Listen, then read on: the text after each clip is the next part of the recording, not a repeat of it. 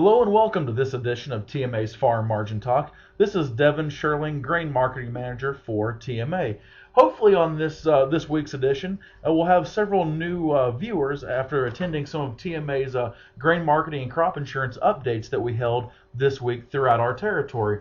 So as we look at our August 26th Farm Margin Index update, a couple subtle changes. Corn and wheat are now showing 2012 and 2013 crop year profitabilities, and beans and milo are still showing 2011 and 2012.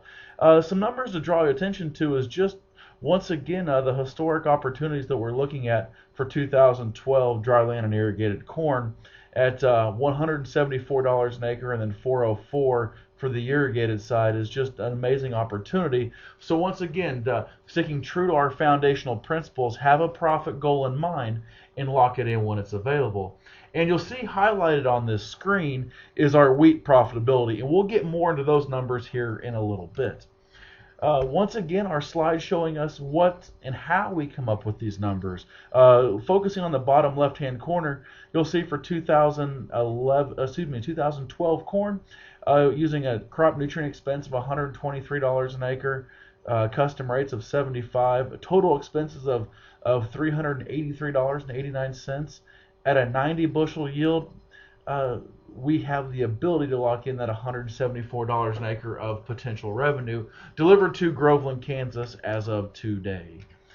So what did this wild and wacky week mean? If we look at 2012 wheat, we had a 45 cent per bushel change from Monday to Friday on our Kansas City July of 2012 futures prices, which equates to a $20.25 per acre increase, which was roughly 30% of the profit that we had in wheat. So a huge gift this week in our wheat profitability, and something to take a look at as you're looking to make farm margin decisions on your operation. And the other commodities are just listed below, but it was a very good week in the grain complex, and a lot of profitability was gained for Central Kansas producers. Looking at our 2012 wheat base price, just to give you a quick update, remember that our wheat base price is figured from August the 15th through September the 15th, taking the simple average of the Kansas City July 2012 futures. Currently that average is trading at $8.57 and is 42% complete.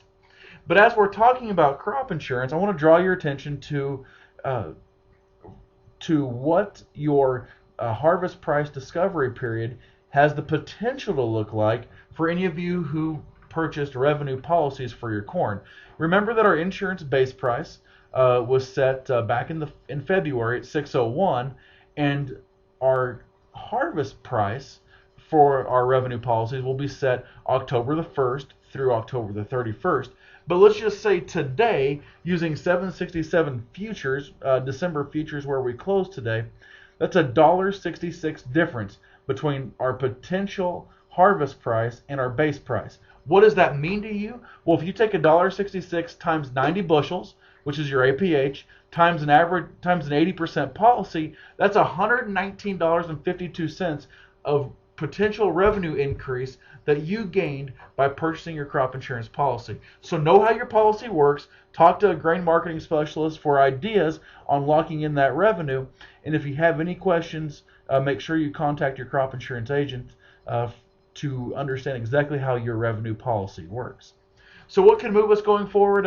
The big news this week was pro farmer, pro farmer, pro farmer. What is our national average corn yield? What is that going to mean to supply, demand for our corn and soybean crops? And then once again, consumer perception. How does that look?